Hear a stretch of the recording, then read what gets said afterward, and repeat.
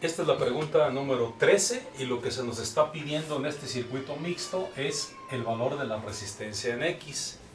Como ustedes alcanzan a apreciar, es la incógnita que tenemos, pero sin embargo nos están proporcionando el valor del punto A al punto B, de aquí a aquí, que es, dice, un valor cuyo voltaje es de 20 voltios. Entonces, estos 20 voltios van a ser repartidos entre esta resistencia y esta resistencia, o también esos 20 voltios van a estar en la resistencia de 5 ohms, como lo alcanzamos a apreciar.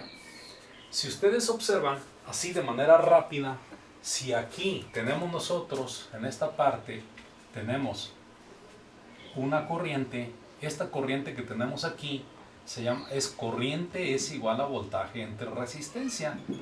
Y como el voltaje, como lo estamos apreciando, es de 20 voltios y la resistencia es de 5, entonces la corriente que está pasando por aquí son 4 amperes.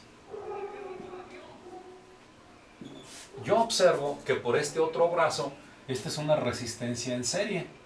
Y la resistencia en serie, si hago el equivalente, me daría 5 ohms.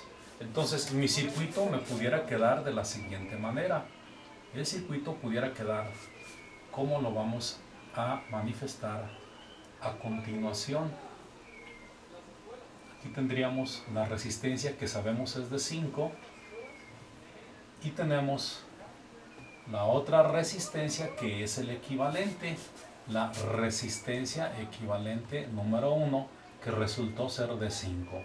Esta ya sabemos que es de 5, esta es de 0.8 y esta es la que no conocemos y aquí tenemos nosotros 110 volts.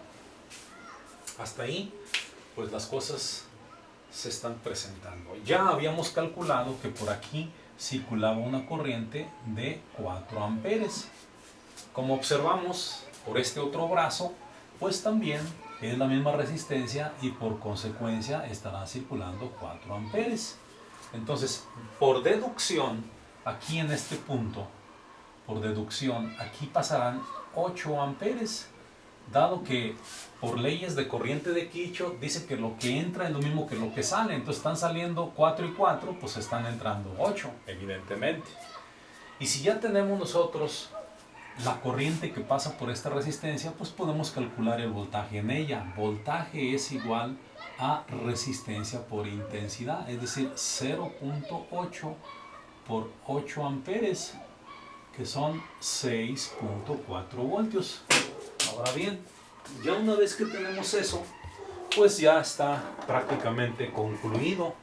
Si ustedes se fijan, aquí nosotros hacemos un análisis y la corriente que va a pasar por este punto, ¿verdad?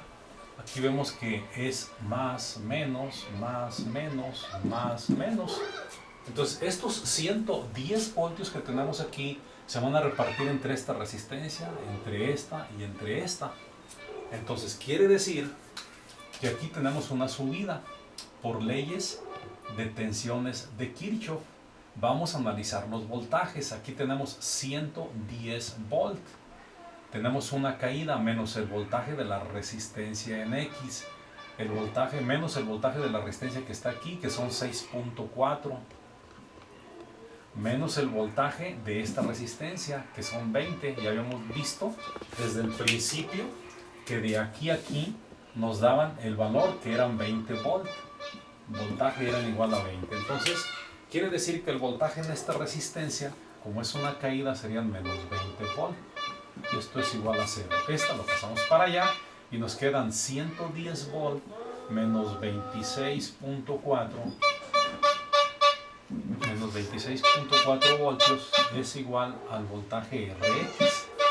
Entonces, ahí tendríamos nosotros un voltaje de 83.6.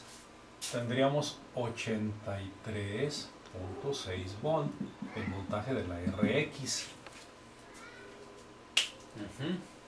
Ok, como ya tenemos el voltaje en este punto, ya tenemos el voltaje aquí, cuyo voltaje es 83.6 volt, y ya tenemos la corriente, pues claramente podemos sacar la resistencia X, que es igual a voltaje entre corriente. Voltaje 83.6 entre la corriente, que son 8.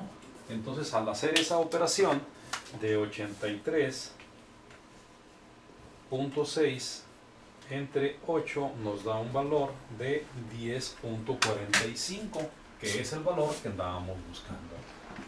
10.45 ohms, el valor de la resistencia en X.